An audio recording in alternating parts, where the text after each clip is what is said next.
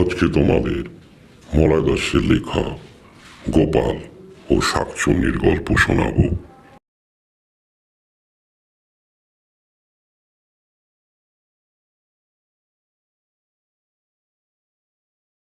ওঠ বাবা ওঠ, কাজে যাবি না?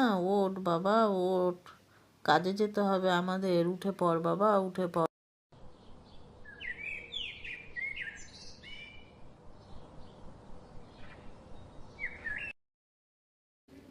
গ্রামের শেওড়া গাছে একদিন এসে উপস্থিত হলো এক শাকচুন্নি। পশু পাখি কাউকেই সে রেহাই দিল না।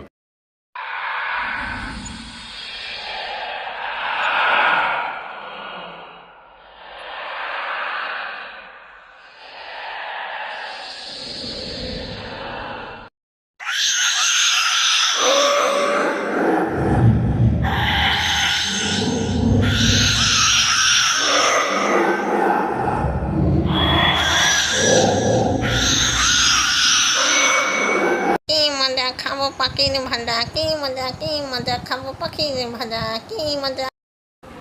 গোপালের মা একদিন সেই শেওড়া গাছের নিচ থেকে যাচ্ছিল। তখন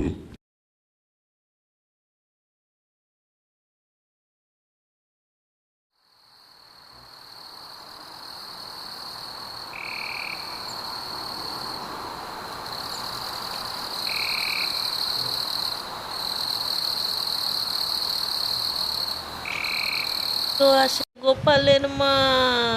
আয় আয় আয়, ঘাড় মটকাবো, আয় আয় গোপালের মা। শাকচুন্নি মানুষের গিলু দিয়ে খাই রে দেশিন্নি, আমি শাকচুন্নি মানুষের ঘিলু দিয়ে খাই রে দেশিন্নি, সিন্নি সিন্নি আয় আয় আয়, মানুষের গিলু দিয়ে সিন্নি খা। পরের কাহিনী পরবর্তী এপিসোডে শোনাবো।